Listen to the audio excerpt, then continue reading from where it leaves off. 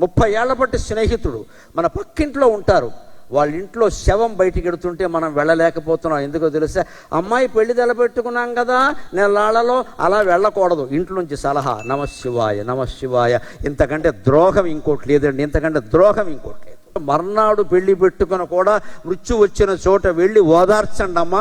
ఆ ఓదార్పు కారణంగా మీ అమ్మాయి కాపురం సుఖంగా ఉంటుంది. శాస్త్రాలు చదివే మాట్లాడుతున్న మొహమాటమే లేదు. ఇక్కడ గుడ్డి నమ్మకాలు బాగా ప్రచారం చేసి హిందూ మతాన్ని నాశనం చేస్తున్నారు. ఇక్కడ ఆవిడ కడుపుతో ఉంది నేరా, నీకు ఆవిడ కడుపుకి ఆవిడ వాడు పోవడానికి సంబంధం అంటే ఆ శవాన్ని దగ్గరికి వెళ్ళినంత మాత్రాన్ని ఇక్కడ కడుపు పక్కన అయిపోతుందా? లేదా పుట్టకున్నవాడు పుడతాడా? హిరణ్యకశ్యపుడు పుడతాడా? ఏమన్నా అక్కడ హిరణ్యకశ్యపుడు ఎప్పుడు పుడతాడో చూపించారు. మహావతార నరసింహాలో బ్రహ్మాండంగా చూపించారు. కలవకూడని సమయాల్లో కలిస్తే, కోరకూడని కోరికలు కోరితే, భర్త గాని భార్య గాని బలవంత పెడితే అప్పుడు గర్భం ధరిస్తే రాక్షసులే పుడతారు. అనుమానం ఏం లేదు ఇక్కడ.